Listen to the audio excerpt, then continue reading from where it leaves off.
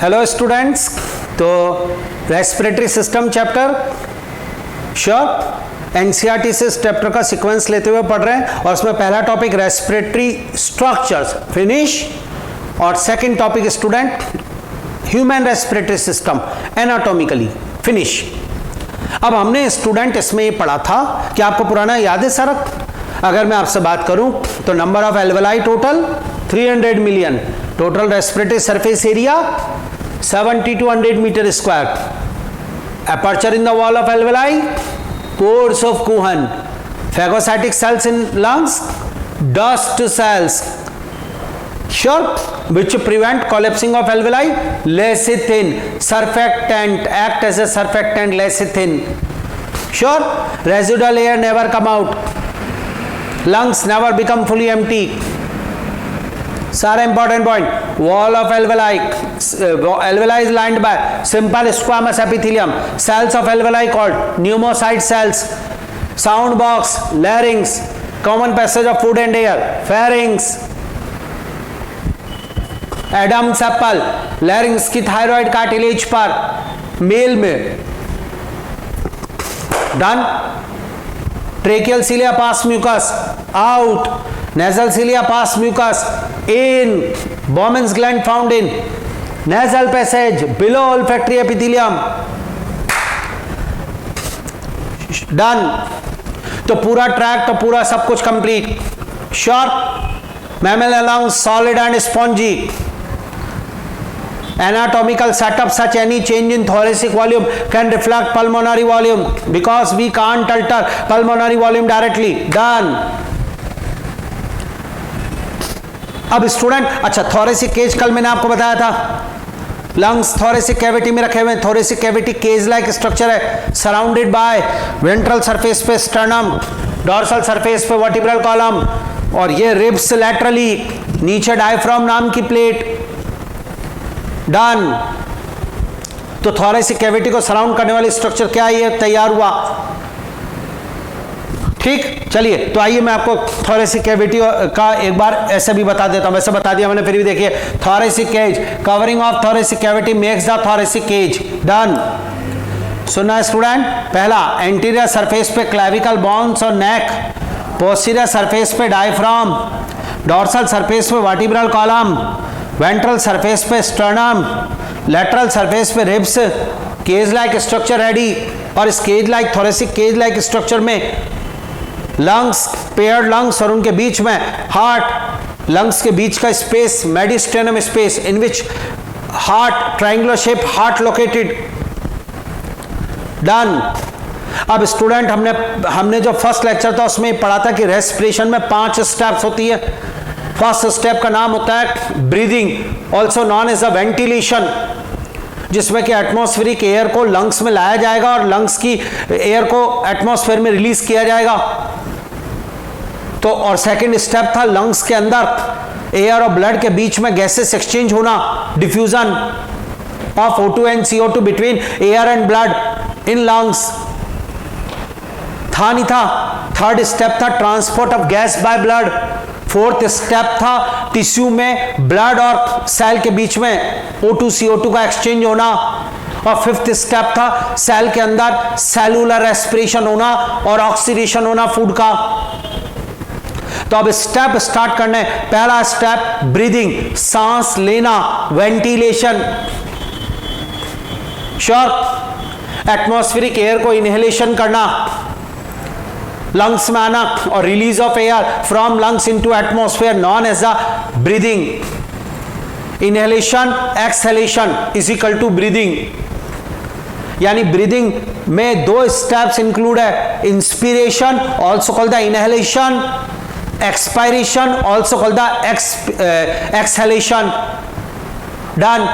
सांस अंदर लेना इंस्पिरेशन और सांस छोड़ना एक्सपायरेशन। क्लियर? अब स्टूडेंट, ब्रीदिंग का प्रोसेस कैसे होता है, एयर क्यों अंदर आई, क्यों निकली, ये सारा पढ़ना है। तो हमारे पास अब पहला टॉपिक है ब्रीदिंग। तो स्टार्ट कर रहे हैं फर्स्ट स्टेप ब्रीदिंग को। स्टूडेंट देखिएगा इधर, मैकेनिज्म ऑफ ब्रीदिंग स्टार्ट कर रहा हूं। Breathing involve 2 steps. पहले का नाम होता है inspiration, during which atmospheric air is drawn in, और दूसरे का नाम होता है expiration, by which the alveolar air is released out. सांस का अंदर आना, एयर का अंदर आना और एयर को बाहर निकालना, यह है ब्रीदिंग। दो स्टेप्स हो गई, इंस्पिरेशन और एक्सपायरेशन। श्योर स्टूडेंट, और ये सारा काम प्रेशर के थ्रू होगा। आप एक बात को तो अच्छी तरह जानते हो कि air always move from high pressure to low pressure. अब एटमॉस्फेरिक प्रेशर 760 है। अब जब प्रेशर डिफरेंस क्रिएट होगा तभी तो एयर अंदर आएगी जाएगी स्टूडेंट। लंग्स के अंदर एयर भरी है, उस पर प्रेशर है, उस प्रेशर और एटमॉस्फेरिक प्रेशर के अंदर डिफरेंस आएगा तभी एयर अंदर आएगी जाएगी। डन। तो ये जो ब्रीदिंग का प्रोसेस होता है ये प्रेशर डिफरेंस से होता है जी। देखिएगा, the movement of air in और out of lungs is carried out by creating a pressure gradient between the lungs and atmosphere। Lungs और एटमॉस्फेयर के बीच में जो प्रेशर ग्रेडियंट क्रिएट होगा उसकी वजह से ब्रीदिंग होगी। ये डबल स्टार। सुन रहे हैं आप मेरी बात? इंपॉर्टेंट लाइन है जो आपको बतानी है। अब ब्रीदिंग में कौन कौन सी मसल्स पार्टिसिपेट करती है और उनके बारे में कुछ पॉइंट्स। प्रेशर कौन कौन से हैं, कौन कौन सी मसल्स पार्टिसिपेट करेगी, वो सारा मैं आपको पढ़ाने जा रहा हूं। सबका सपोर्ट चाहिए।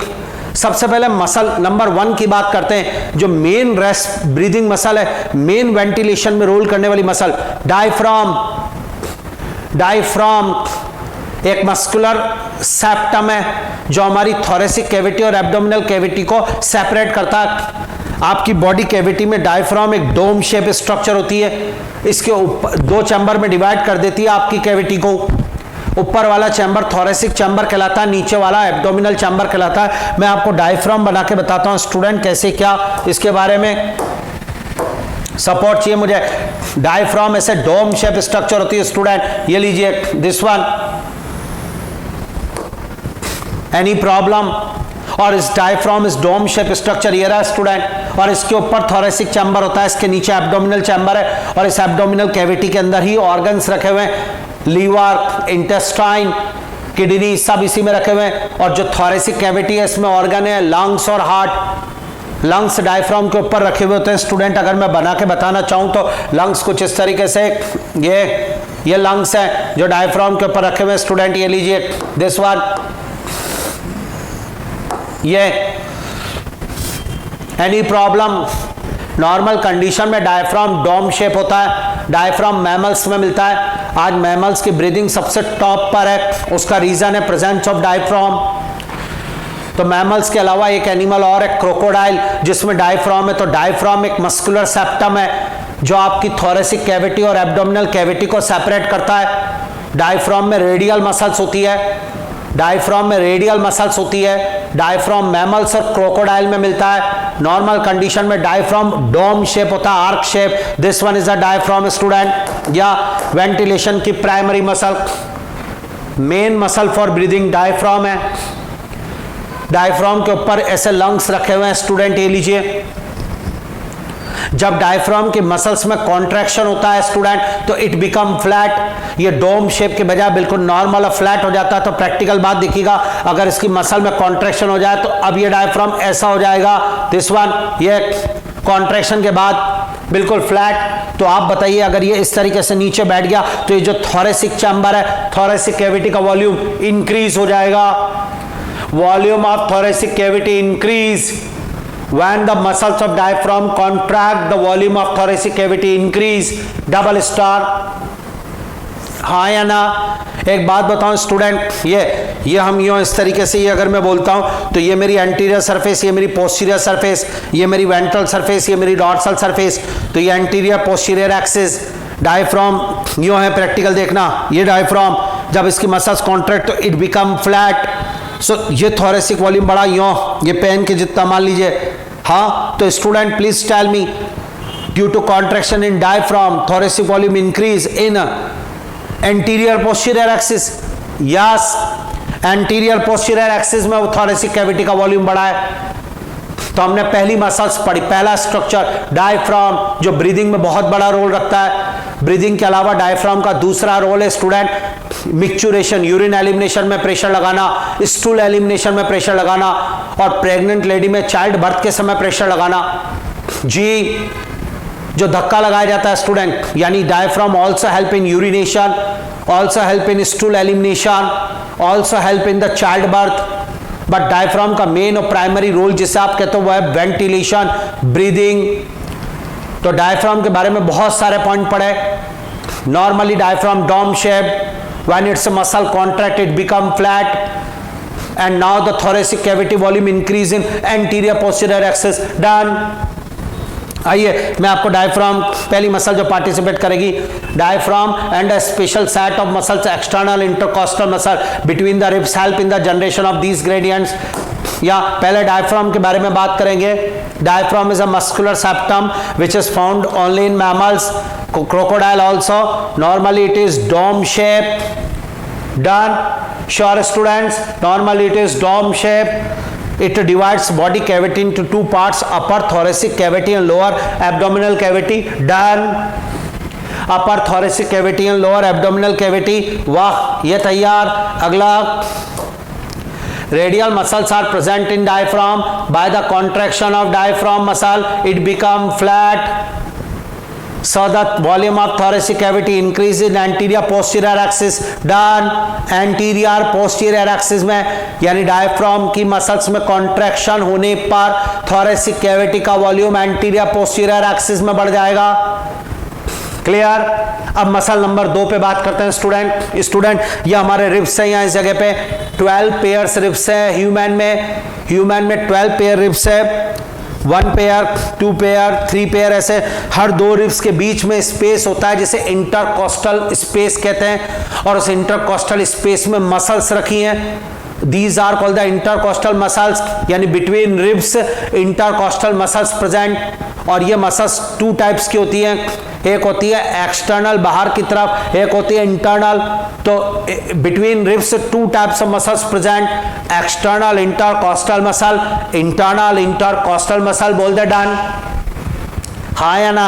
आइए अगला स्टूडेंट, ये बात, the space between 2 ribs is called intercostal space in which 2 types of muscles present called intercostal muscles. ये लीजिए, हाँ या ना। इंटरकॉस्टल मसल्स, उसमें आइए स्टूडेंट, पहले का नाम होता है एक्सटर्नल इंटरकॉस्टल मसल, EICM, सबसे ज्यादा वर्ड यूज होगा। दूसरे का नाम होता है internal intercostal muscle, IICM। Sure, याद। अब मेरी बात को सुनना है स्टूडेंट आप ढंग से। जब ये दोनों मसल्स अपोजिट डायरेक्शन में काम करती है, जब ये, यस स्टूडेंट, जब EICM में कॉन्ट्रैक्शन होगा तो रिब्स को बाहर की तरफ लिया जाएगा। Due to contraction in EICM ribs are pulled outward. आपने कार का डोर, दरवाजा देखा होगा, उसमें एक हैंडल बाहर होता है, एक अंदर होता है। जब स्टूडेंट बाहर का हैंडल खींचा जाएगा तो दरवाजा बाहर आता है, और अब गाड़ी में बैठने के बाद स्टूडेंट अंदर का हैंडल पकड़ के खींचा तो वो दरवाजा अंदर आया, तो EICM बाहर वाला हैंडल है। Due to contraction in EICM ribs are pulled outward and sternum upward. जब भी EICM में कॉन्ट्रैक्शन होगा थोरेसिक कैविटी का वॉल्यूम यूं बढ़ जाएगा। अगर पसलियां बाहर आएगी तो थोरेसिक वॉल्यूम बढ़ गया। और ये एक्सिस क्या थी स्टूडेंट? ये थी डोर्सोवेंट्रल एक्सिस। यानी आप सुनो, मैं यूं करूंगा लाइन, ये लाइन मेरी बॉडी की अगर मैं बोलता हूं ये है तो ये एंटीरियर पोस्टीरियर एक्सिस, और अगर मैं यूं करूंगा तो डोर्सोवेंट्रल एक्सिस। तो EICM में कॉन्ट्रैक्शन से डोर्सोवेंट्रल एक्सिस, और डायफ्राम में कॉन्ट्रैक्शन से एंटीरियर पोस्टीरियर एक्सिस। डन। नहीं आ रहा समझ में? कुछ याद हुआ? शानदार चीज स्टूडेंट। एक बार और, muscles set, intercostal muscles present between ribs, these are of 2 types, EICM and IICM। हाँ या ना? EICM contract, ribs are pulled outward, sternum upward। Done. तो student, by the contraction of EICM, ribs and sternum shifts upward and outward, so thoracic volume increase in dorsoventral axis। ये लीजिए, तो 2 muscles काम हो गई, डायफ्राम और EICM हमने पढ़ लिया। IICM EICM का अपोजिट काम करेगी। याद हुआ कुछ? समझ में आया?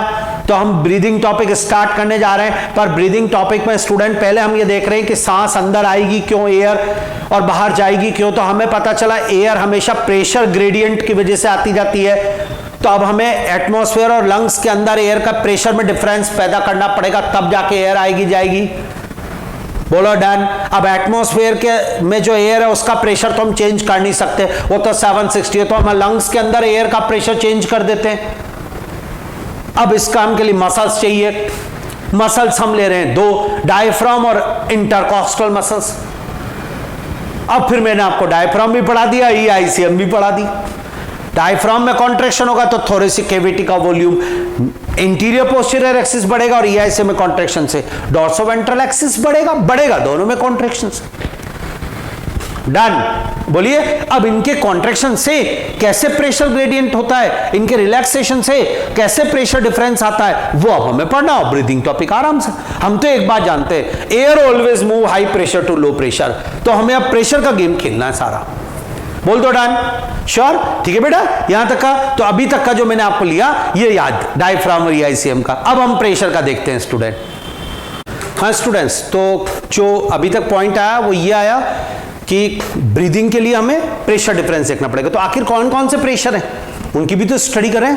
आइए सुनिए स्टूडेंट्स, लंग्स है, लंग्स के अंदर एल्वेलाई में एयर है। डन। तो लंग्स के अंदर भरी एयर है, उस पर प्रेशर होगा। इधर आइए, मैं आपको एक डायग्राम से समझाता हूं। डायग्राम देखना स्टूडेंट। बेसिक ट्रेकिया, पूरा respiratory tract, primary bronchi lungs के अंदर गई। लंग्स के बारे में सोचना, लंग्स के अंदर एयर भरी हुई है। डन।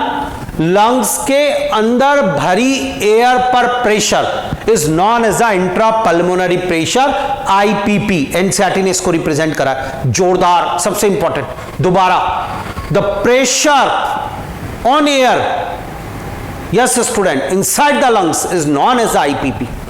लंग्स के अंदर प्रेजेंट जो एयर है उस पर लगने वाला प्रेशर आईपीपी कहलाएगा। अब एक बात आपको बताऊं, लंग्स के ऊपर सीलोमिक फ्लूइड होता है, प्लूरल फ्लूइड, प्लूरल कैविटी पे, वो प्लूरल फ्लूइड का प्रेशर भी लंग्स पर लगेगा, and this pressure is known as a intra pleural pressure. तो लंग्स के ऊपर ये देखिए आप, this is lungs, this is pleural membrane. बोल दो done.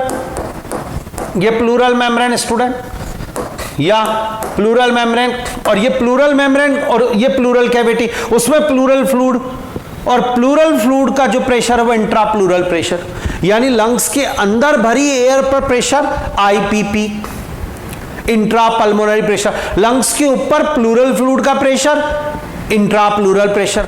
Done.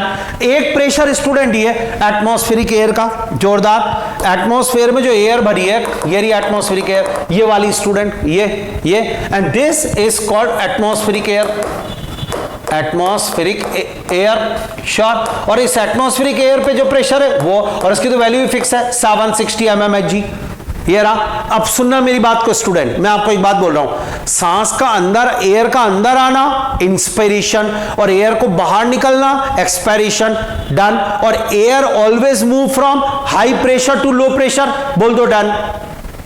Air always move from high pressure to low pressure. हाँ, अब हमें प्रेशर डिफरेंस क्रिएट करना है, बिल्कुल, लेकिन एटमॉस्फेरिक एयर पे जो प्रेशर है 760, वो तो रहेगा कांस्टेंट, इसको तो हम चेंज कर नहीं सकते, बिल्कुल।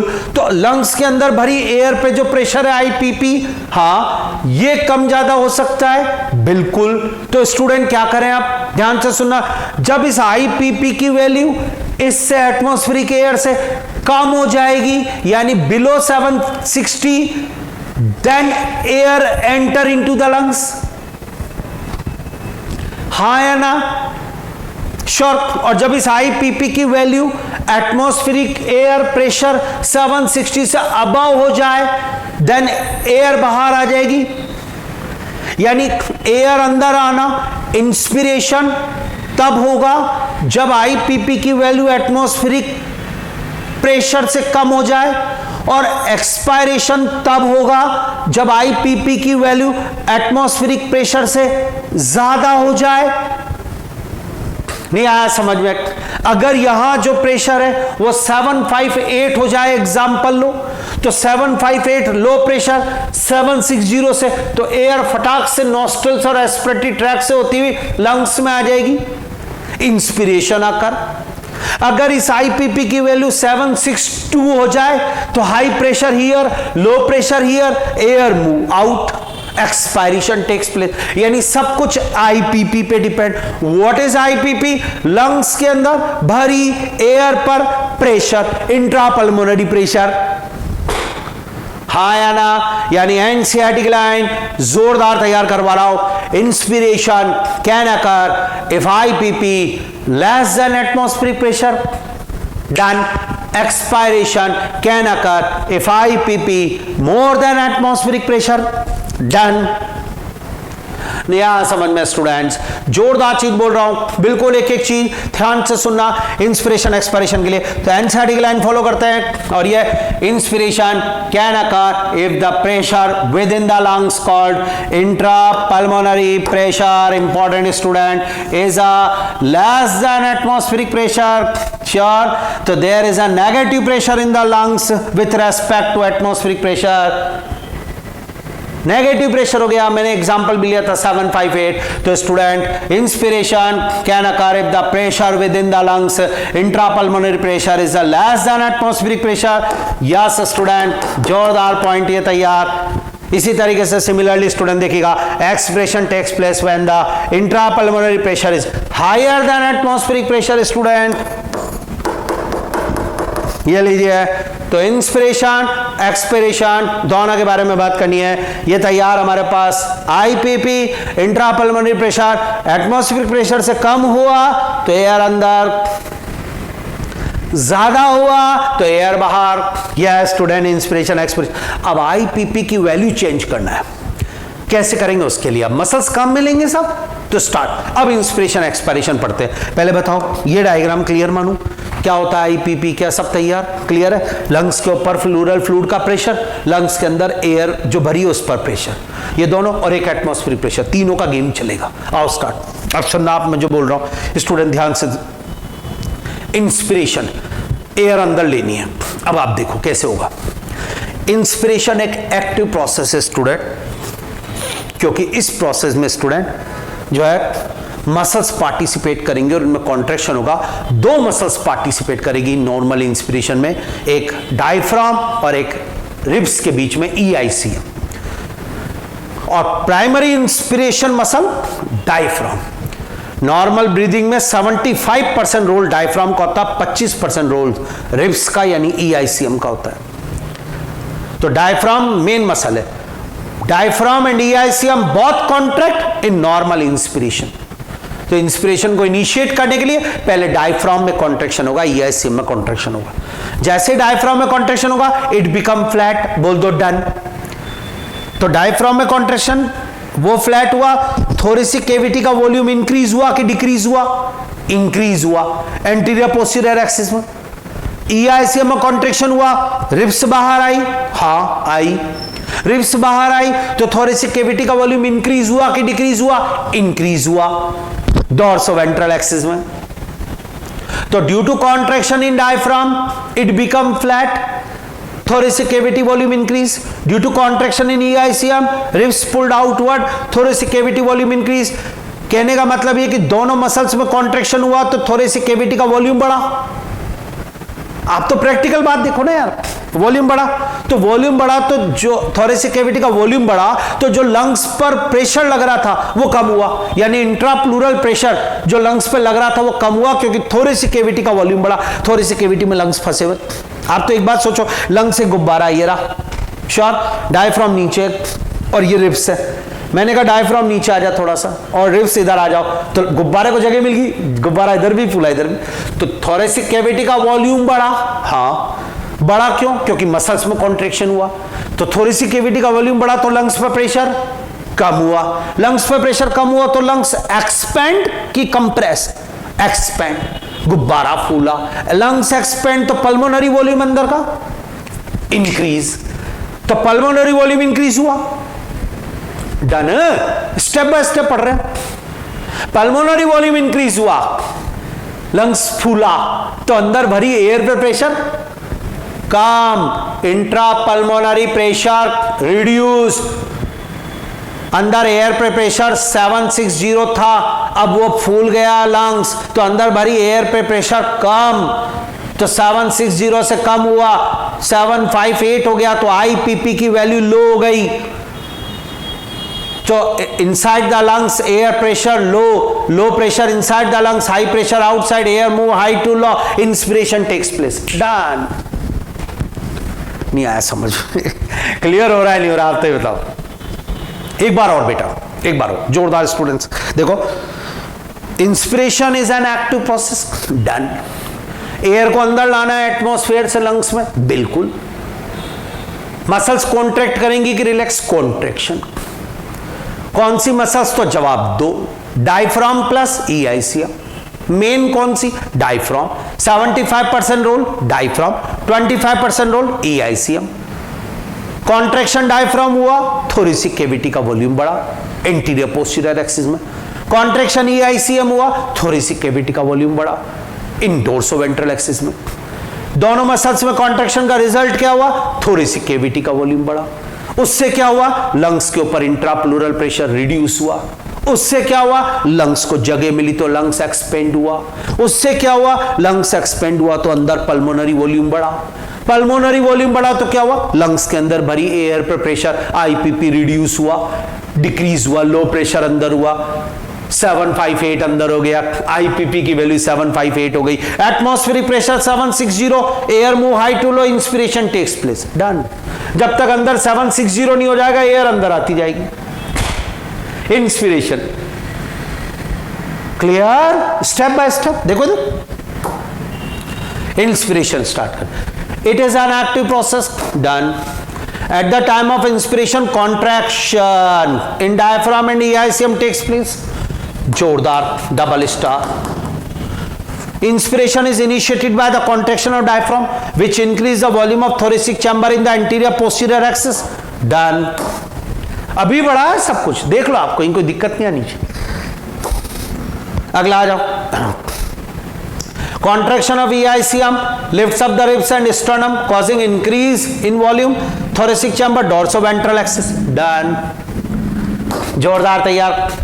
Due to this, the volume of thoracic cavity increase, so the pressure of coelomic fluid over the lungs is decreased. Due to this, spongy lungs expand. देखना इधर। As a result of this contraction, क्या क्या हुआ? देखना इधर। Volume of thoracic cavity increased. यानी during inspiration thoracic cavity volume increase, diaphragm EICM contract, step by step चलो, diaphragm और EICM contract, then thoracic cavity volume increase, then pressure on lungs decrease, then lungs expand, spongy lungs है ना, then due to this pulmonary volume increase, pulmonary volume increase तो lungs के अंदर भरी air पर pressure IPP, intra pulmonary pressure decrease, than atmospheric pressure, the air from outside to move into the lungs and inspiration takes place. Done. Step by step हो गया सब inspiration का process. नहीं आया समझ? कौन सी मसल्स पार्टिसिपेट कर रही है? डायफ्राम प्लस ईआईसीएम, और इस तरीके से आईपीपी की, यानी कि नॉर्मल इंस्पिरेशन में आईपीपी की वैल्यू 758 हो जाती है, और लो प्रेशर के कारण, नेगेटिव प्रेशर हो जाने के कारण अंदर एयर आ जाती है। डन। मुझे लग रहा पूरा परफेक्ट तैयार। क्लियर? तो इंस्पिरेशन प्रोसेस हमारा परफेक्ट हुआ स्टूडेंट। यस, यहां तक का इंस्पिरेशन का प्रोसेस पूरा क्लियर मानू आपको। इसका ठीक उल्टा हम एक्सप्रेशन करेंगे। पहले बताओ इंस्पिरेशन याद हुआ नहीं हुआ? यानी इंस्पिरेशन में आईपीपी की वैल्यू 758 हुई, इंट्रा पल्मोनरी प्रेशर कम हो गया, लेस देन एटमॉस्फेरिक प्रेशर। ठीक। और अब अगर हम इंस्पिरेशन के बाद एक्सपायरेशन पे बात करें, एक्सहेलेशन पे, इसका मतलब होता है एयर का बाहर जाना। ये इस बात को इंडिकेट कर रहा है कि आईपीपी की वैल्यू एटमॉस्फेरिक प्रेशर से ज्यादा हो गई अंदर। कैसे करें? आओ स्टार्ट। सेम जो टॉपिक आपने पढ़ा इंस्पिरेशन, वही मसल से रिवर्ट कर दो बिल्कुल। एक्सपिरेशन, नॉर्मल एक्सपायरेशन एक पैसिव प्रोसेस है। इसमें जो डायफ्राम और ईआईसीएम मसल था पार्टिसिपेट करवा रहे तो उनको रिलैक्स कर दो। So due to relaxation in diaphragm, again dome shape, और डोम शेप होते ही थोरेसिक कैविटी का वॉल्यूम रिड्यूस। डायफ्राम ये होता है, और जब कॉन्ट्रैक्शन हुआ तो ये फ्लैट हो गया, फ्लैट होते ही थोरेसिक कैविटी का वॉल्यूम इतना बढ़ गया। अब आपने कहा डायफ्राम दोबारा डोम शेप ऐसे हो जाओ तो थोरेसिक कैविटी का वॉल्यूम डिक्रीज हो गया। अब आओ वापस, due to relaxation in EICM ribs regain its normal position. Ribs यहां थी, आपने ईआईसीएम में कॉन्ट्रैक्शन करा, पसलियां बाहर आ गई, थोरेसिक कैविटी का वॉल्यूम बढ़ गया। अब आप ईआईसीएम में रिलैक्सेशन करो, पसलियां वापस अपनी जगह, थोरेसिक कैविटी का वॉल्यूम कम हो गया।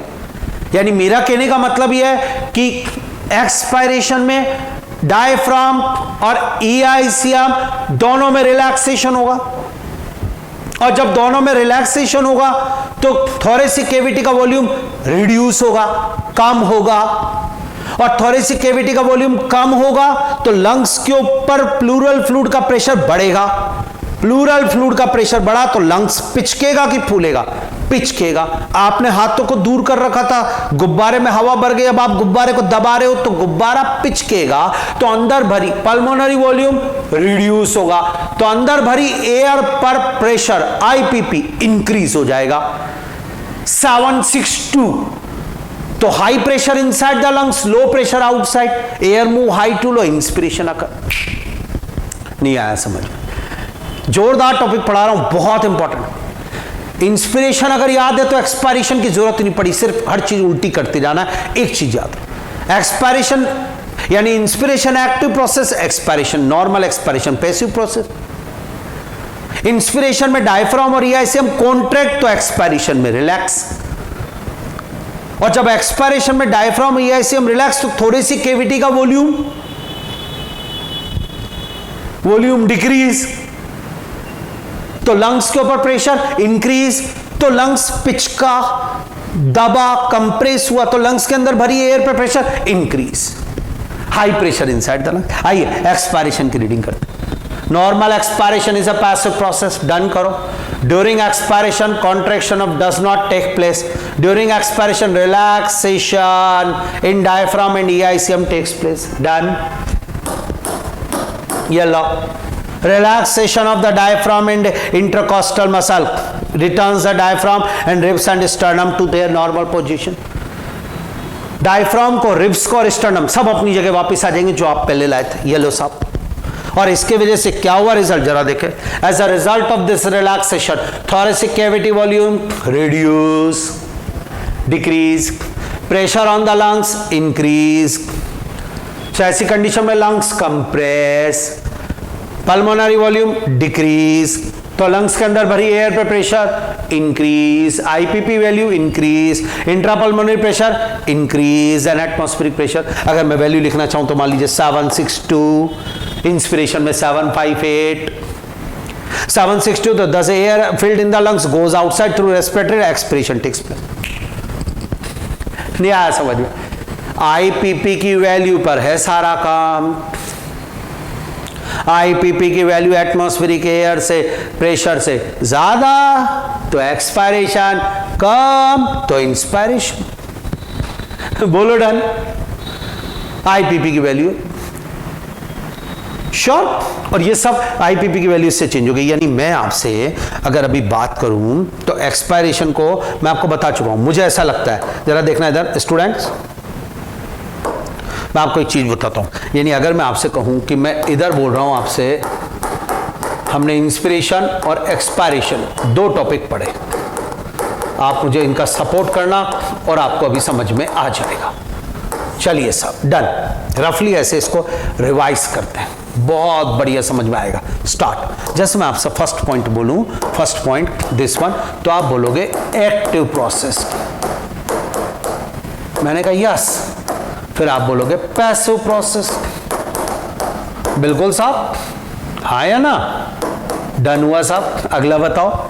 मैंने कहा साहब अगला पॉइंट आएगा, हाँ, नंबर 2 तो वो आएगा डायफ्राम प्लस ईआईसीएम। तो आप बोलोगे इधर तो कॉन्ट्रैक्ट, इधर रिलैक्स। डन।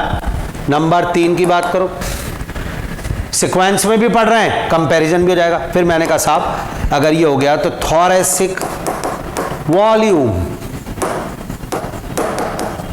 इंस्पिरेशन में आप बोलोगे इंक्रीजेस, हाँ या ना, और एक्सपायरेशन में डिक्रीजेस। ओके साहब। नंबर 4 फिर मैंने कहा प्रेशर ऑन लंग्स। आप बोलोगे सर हाँ, इंस्पिरेशन में लंग्स पर प्रेशर कम हो जाएगा, अच्छा इसमें इंक्रीज हो जाएगा। ओके, मैंने फिर कहा इससे लंग्स की क्या हो जाएगी कंडीशन। आप बोलोगे लंग्स इंस्पिरेशन में एक्सपेंड, इसमें कंप्रेस, पिचकेगा। ओके मैंने कहा। फिर आपसे मैंने बोला इससे पल्मोनरी वॉल्यूम, पल्मोनरी वॉल्यूम, तो आप बोलेंगे सर पल्मोनरी वॉल्यूम इसमें इंस्पिरेशन में इंक्रीज होगा, इसमें डिक्रीज होगा। ओके साहब। फिर मैंने कहा साहब आईपीपी वैल्यू, तो आईपीपी वैल्यू आपने कहा सर आईपीपी वैल्यू इसमें एटमॉस्फेरिक प्रेशर से कम हो जाएगी और इसमें इंक्रीज हो जाएगी। डन। और ऐसी कंडीशन में air move into the lungs, air move into atmosphere from lungs. Inspiration expiration, दो गेम, दो मसल्स, डायफ्राम और EIC. 75% role diaphragm main muscle और 25% रोल ईआईसीएम रिब्स का। तो नॉर्मल ब्रीदिंग में diaphragm play more role than ribs. जोरदार primary muscle diaphragm, इसलिए diaphragm अगर पंचर हो गया स्टूडेंट तो डेथ हो जाएगी, क्योंकि डायफ्राम ही हमारी प्राइमरी इनहेलेशन मसल्स। आप ओनली रिब्स से ब्रीदिंग नहीं कर सकते, बहुत इंपॉर्टेंट है। आप एलॉन डायफ्राम चलेगा, एलॉन रिब्स नो ब्रीदिंग। किसी की एक्सीडेंट में रिब्स टूट जाती है, हाँ, तो भी डायफ्राम से सांस चल रही है, छोड़ दो, लेकिन diaphragm puncture death. Any problem? बहुत जोरदार चीज। और ये normal breathing is called the abdominal breathing. Why? Because diaphragm play more role than ribs. हाँ, एक बात बताऊं स्टूडेंट, डायफ्राम का 75% रोल मान रहे हैं, 25% रिब्स का। प्रेग्नेंट लेडी जो होती है ना, प्रेग्नेंट लेडी, या उस प्रेग्नेंट लेडी के बारे में बताता हूं। उसके अंदर स्टूडेंट नीचे बेबी होता है तो डायफ्राम इतना नीचे नहीं जा पाता जितना नॉर्मल गर्ल में जाता है, नॉर्मल मेल में जाता है। तो फिर तो प्रेग्नेंट लेडी में डायफ्राम का रोल थोड़ा सा कम हो जाता है, पर रिब्स से तो ज्यादा है। अगर हम ऐसे इसको बताएं तो प्रेग्नेंट लेडी में डायफ्राम 70% हो जाएगा, रिब्स 30% काम करे। यानी in the pregnant lady ribs play more role than diaphragm. No, diaphragm से ज्यादा तो लाइफ में नहीं हो सकता। फिर in pregnant lady ribs play more role than normal female, क्योंकि उसमें डायफ्राम प्रॉपर नीचे नहीं जा पा रहा। डन? हाँ या ना? जोरदार टॉपिक चल रहा है और ये हमारे पास है। तो breathing, normal breathing, abdominal breathing, और एब्डोमिनल ब्रीदिंग में डायफ्राम का रोल। क्लियर? समझ में आ रहा है सारा? बहुत जोरदार टॉपिक स्टूडेंट। तो आपको पूरी एक एक चीज एक्सप्लेन करिए किसमें क्या है। मुझे लग रहा है यहां तक तैयार। नॉर्मल इंस्पिरेशन में 2 सेकंड लगते हैं, एक्सपायरेशन में 3 सेकंड लगते हैं, तो टोटल ब्रीदिंग 5 सेकंड की मान ली। तो 1 मिनट में 12, यानी ब्रीदिंग रेट 12 to 15 पर minute. Normal breathing rate 12 to 15 पर मिनट। बोलो हाँ या ना?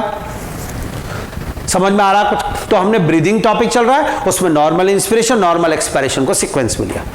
ठीक है स्टूडेंट्स, यहां तक का परफेक्ट मानो। अब आपको एक और बहुत अच्छी बात बताता हूं। We have ability to increase the strength of inspiration and expiration. मतलब हमारे में स्टूडेंट एक और क्वालिटी दी है भगवान ने, हम अपनी सांस को ज्यादा स्पीड से ले भी सकते हैं और ज्यादा अमाउंट में। Increase the strength of inspiration and expiration. This one, अभी आप और मैं जो ब्रीदिंग कर रहे हैं, नॉर्मल सांस आ रही जा रही है, ये नॉर्मल ब्रीदिंग है। Quite breathing, normal breathing, abdominal breathing, 2 muscles का रोल। लेकिन आपको पता है हम दम लगा के सांस भी तो लेते हैं। दिस वन, योगा, रनिंग, क्यों सांस तेज चलती है, छींक आती है। We have ability to increase the strength of inspiration and expiration, and now this is called the forceful breathing. दम लगा के सांस लेना छोड़ना, फोर्सफुल ब्रीदिंग। यानी ब्रीदिंग 2 हो गई, normal breathing, forceful breathing. Student important, forceful breathing मतलब आप नॉर्मल ब्रीदिंग के अलावा कुछ कर रहे हो एक्स्ट्रा। तो जो नॉर्मल ब्रीदिंग की मसल्स है डायफ्राम और ईआईसीएम, उनमें तो जो हो रहा है ठीक है, आप अगर एक्स्ट्रा कर रहे हो तो आप एडिशनल मसल लाओ। एडिशनल मसल्स पार्टिसिपेट करेंगी तो फोर्सफुल ब्रीदिंग, और नहीं करेंगी ओनली डायफ्राम और ईआईसीएम तो नॉर्मल ब्रीदिंग। अब एडिशनल मसल्स कौन सी है? जैसे स्टूडेंट एब्डोमेन में मसल्स है, एब्डोमिनल मसल्स जो पेट को पिचकाती है। आपको मैंने एक बात बताऊं, मैंने आपको बताया था रिब्स के बीच में 2 वैरायटी की मसल्स है, ईआईसीएम, आईआईसीएम। आपने कहा यस, ईआईसीएम मैंने बताया आपको काम में आ गई। अरे यार हमने आईआईसीएम तो काम में नहीं ली और ब्रीदिंग कर ली। अब आया आईआईसीएम का रोल। आईआईसीएम एडिशनल मसल्स है, ईआईसीएम रेगुलर मसल है। आईआईसीएम फोर्सफुल ब्रीदिंग में पार्टिसिपेट करेगी। स्टूडेंट जब हम दम लगा के सांस छोड़ते हैं तो इसे फोर्सफुल एक्सपायरेशन कहते हैं। इसमें ज्यादा एयर बाहर निकलती जल्दी जल्दी। इसका मतलब हुआ कि लंग्स के अंदर जो आईपीपी की वैल्यू है वो एटमॉस्फेरिक प्रेशर से ज्यादा है, पर और ज्यादा डिफरेंस आ रहा है उसका प्रेशर डिफरेंस। तो इसलिए यानी मैं आपको एक बहुत जोरदार चीज बताने जा रहा हूं, ध्यान से सुना student. We have ability to increase the strength of inspiration and expiration with the help of additional muscles, या most important, and this is called forceful breathing, also known as the thoracic breathing. Normal breathing को abdominal breathing, forceful breathing को thoracic breathing. Normal breathing में diaphragm और EICM participate, forceful में क्या diaphragm और ईआईसीएम का role नहीं है? इनके अलावा एडिशनल मसल्स, जी हां, जोरदार फोर्सफुल ब्रीदिंग। जैसे student expiration during sneezing, coughing, running, yoga, ये सब जब हो रहा होता है तब जो जोर से सांस निकल रही होती है उसे फोर्सफुल एक्सपायरेशन कहा जाता है स्टूडेंट। और यह एक एक्टिव प्रोसेस है, जबकि नॉर्मल एक्सपायरेशन एक पैसिव प्रोसेस है। क्यों एक्टिव बोला? क्योंकि स्टूडेंट इसमें एडिशनल मसल्स, एब्डोमिनल मसल्स और आईआईसीएम कॉन्ट्रैक्ट होगी। जी हाँ, इसमें डायफ्राम और ईआईसीएम तो रिलैक्स है जो है, यानी सुनना स्टूडेंट, मैं आपको बहुत जोरदार चीज पढ़ाने जा रहा हूं, सबका सपोर्ट चाहिए मुझे बहुत जोरदार। अगर मैं आपसे कहूं नॉर्मल एक्सपायरेशन, मैं याद करा रहा हूं आपको, ध्यान से सुनना, तो आप बोलना मुझे सर इसमें 2 मसल्स पार्टिसिपेट करेगी। मैंने कहा यस, एक डायफ्राम और एक ईआईसीएम। मैंने कहा यस, उनका क्या होगा सर? वो दोनों रिलैक्स होंगी। ओके, अब आओ। मैंने कहा बेटा हाँ सर, एक होता है फोर्सफुल एक्सपायरेशन। अच्छा सर, इसमें ज्यादा एयर बाहर निकलती है जैसे योगा करते हैं या रनिंग के समय। आपने कहा ओके सर, इसमें क्या होगा? तो इसमें सर नॉर्मल एक्सपायरेशन में तो जो हो रहा है सो हो रहा है नॉर्मल एक्सपायरेशन, हाँ, प्लस एडिशनल, यही तो होगा ना, एक्स्ट्रा एडिशनल। हाँ सर, तो इसमें कौन सी मसल्स पार्टिसिपेट करेगी? नॉर्मल एक्सपायरेशन की डायफ्राम करेगी, ईआईसीएम करेंगी। ये दोनों का क्या होगा? जो नॉर्मल में हो रहा था क्या? Relax. Okay sir, but additional muscles कौन सी है? एब्डोमिनल मसल, जो हमारे पेट की वॉल में स्टूडेंट, एब्डोमिनल मसल। ओके, और इसके अलावा आईआईसीएम, ये और इन दोनों का क्या होगा? Both are contract student. शानदार, ध्यान से सुनना, एब्डोमिनल मसल और आईआईसीएम कॉन्ट्रैक्ट होगी, जिससे थोरेसिक कैविटी का वॉल्यूम और कम होगा, तो लंग्स पे प्रेशर और ज्यादा होगा, तो अंदर भरी एयर पे प्रेशर और ज्यादा, तो आईपीपी की वैल्यू 765 हो गई। 765, तो प्रेशर डिफरेंस ज्यादा हो गया तो एयर ज्यादा निकली, यानी 4 मसल्स हो गई। डायफ्राम प्लस ईआईसीएम तो रिलैक्स हुई, हाँ या ना, और एब्डोमिनल मसल्स और आईआईसीएम कॉन्ट्रैक्ट हुई। इसलिए मसल कॉन्ट्रैक्ट हुई तो फोर्सफुल एक्सपायरेशन एक्टिव प्रोसेस हो गया, जोरदार एक्टिव, या ये एक्टिव प्रोसेस है, जबकि नॉर्मल एक्सपायरेशन पैसिव प्रोसेस है। बहुत अल्टीमेट चल रहा है स्टूडेंट, ये पैसिव प्रोसेस, ये active process. 2 muscles diaphragm plus EICM relax, diaphragm plus EICM relax, but IICM and abdominal muscle contract, जोरदार, हाँ है ना, तो more air come out, forceful expiration. इसी तरीके से अगर मैं आपको बताऊं स्टूडेंट, सपोर्ट करना, अगर मैं आपसे कहूं सर हाँ नॉर्मल इंस्पायरेशन हो रहा है जी, तो नॉर्मल इंस्पायरेशन, हाँ सर ये एक एक्टिव प्रोसेस है बिल्कुल, या और इस एक्टिव प्रोसेस के अंदर कौन सी मसल पार्टिसिपेट करेगी? मैंने कहा जवाब डायफ्राम, हाँ, प्लस EICM, बिल्कुल। क्या होगा इनका? ये दोनों की दोनों कॉन्ट्रैक्ट,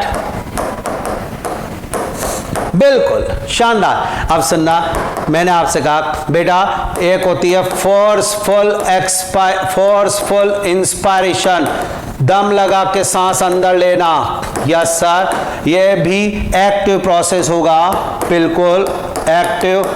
और इसके अंदर स्टूडेंट क्या होगा? नॉर्मल की जो मसल्स पार्टिसिपेट कर रही है वो तो करेंगी ही, यानी स्टूडेंट डायफ्राम, हाँ, प्लस EICM, बिल्कुल, ये दोनों के दोनों तो कॉन्ट्रैक्ट ही रहेंगी। इसके अलावा student some extra muscles, yes student, हमारे एक्स्ट्रा मसल्स होती है यहाँ रिब्स के बीच में, स्टर्नोक्लिस्टो मसल्स, और ये एडिशनल एब्डोमिनल मसल्स और IICM नहीं, एब्डोमिनल मसल IICM नहीं, सम एक्स्ट्रा मसल्स स्टूडेंट, या वो भी कॉन्ट्रैक्ट होंगी, वो सिर्फ वो कब होंगी? जब ये, तो ये सब मसल्स कॉन्ट्रैक्ट होंगी तो अंदर थोरेसिक कैविटी का जो वॉल्यूम है और ज्यादा बढ़ जाएगा और लंग्स के अंदर भरी एयर पे प्रेशर और कम हो जाएगा, हाँ, तो IPP और कम 755, तो मोर एयर इनवर्ड। तो 4 ब्रीदिंग हो गई, normal breathing, forceful breathing, also called abdominal breathing, thoracic breathing. In the forceful breathing, ribs play more role. देखो आप, ribs में मूवमेंट दिखता है, thoracic cavity, इसलिए thoracic breathing देखना था। अभी तो हम कर रहे हैं तो हमारा पेट कम ज्यादा हो, अब देखना तो ये forceful, ribs play more role than diaphragm. No. Diaphragm से ज्यादा तो कभी होना ही नहीं है। Ribs play more role than normal breathing. हाँ या ना? इंपॉर्टेंट लाइन समझ में आया?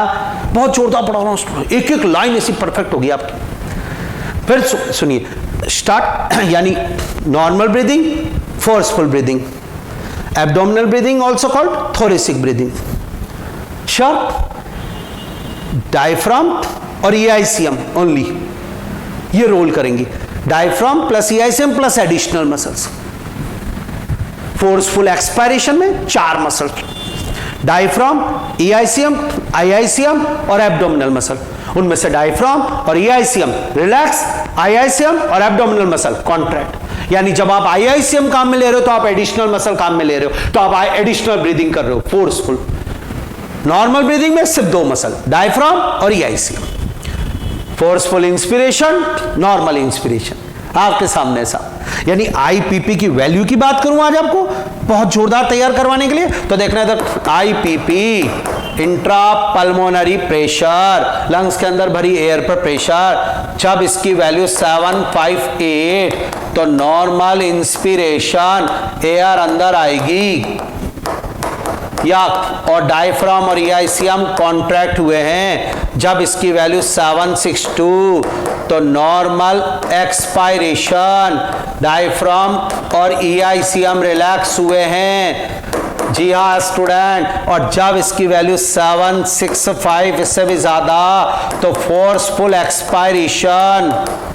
क्या जोरदार समझ में आ रहा होगा student? Forceful expiration, why? Because diaphragm plus EICM तो रिलैक्स हुए ही हैं, साथ में IICM और एब्डोमिनल मसल कॉन्ट्रैक्ट, और अब ये 755 more air invert, forceful, pressure difference ज्यादा हुआ, इंस्पिरेशन, इसमें स्टूडेंट डायफ्राम और EICM कॉन्ट्रैक्ट, साथ में additional muscles in the ribs, वो बिटवीन रिब्स वो भी कॉन्ट्रैक्ट, यस स्टूडेंट। और अब इंपॉर्टेंट पॉइंट, केवल ये पैसिव प्रोसेस, नॉर्मल एक्सपायरेशन, बाकी सब active process.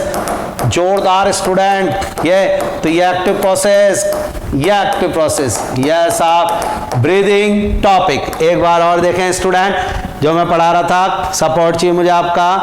Yes, expiration during sneezing, coughing and yoga is called forceful expiration, it is an active process. During forceful expiration internal intercostal muscles and abdominal muscles contract, additional muscles contract. ये हमारा तैयार हुआ।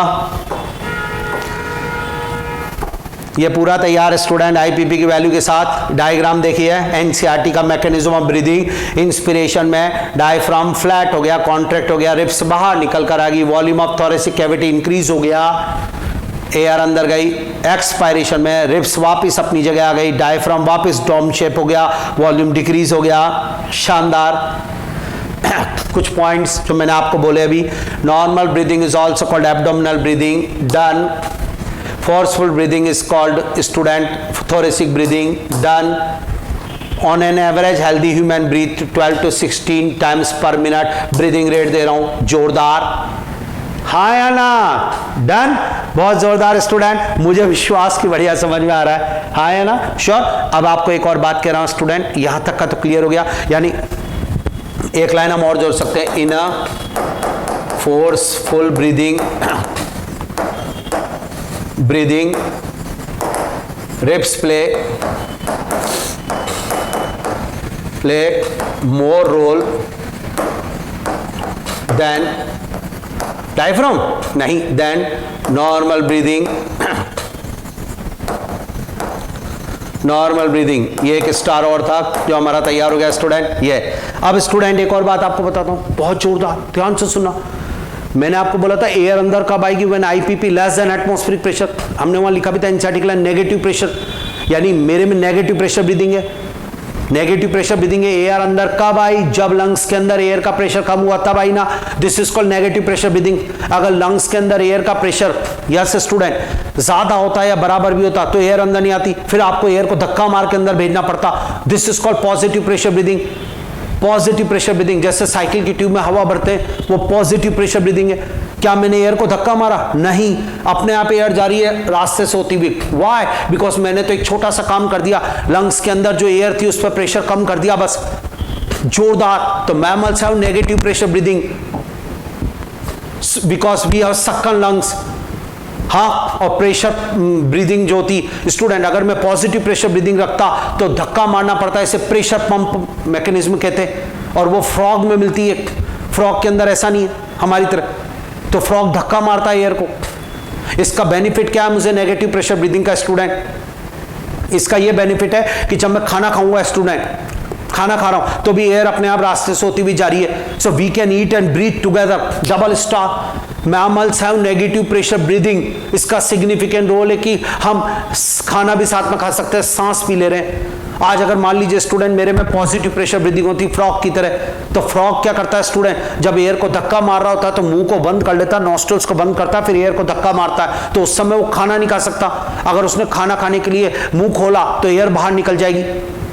तो frog breathing करते समय eating नहीं कर सकता, हम कर सकते हैं। तो mammals have negative pressure breathing so we can eat and breathe together. जोरदार, एम्स में आया था, mammals have negative pressure breathing so we can eat and breathe together. जोरदार, डबल स्टार। या स्टूडेंट, तो बेटा जी मैंने आपको स्टूडेंट्स पढ़ाया ब्रीदिंग टॉपिक, और मुझे पूरा अच्छी तरह लग रहा है समझ में आ गया है, याद हो गया है। Done, perfect. Okay students, breathing topic complete.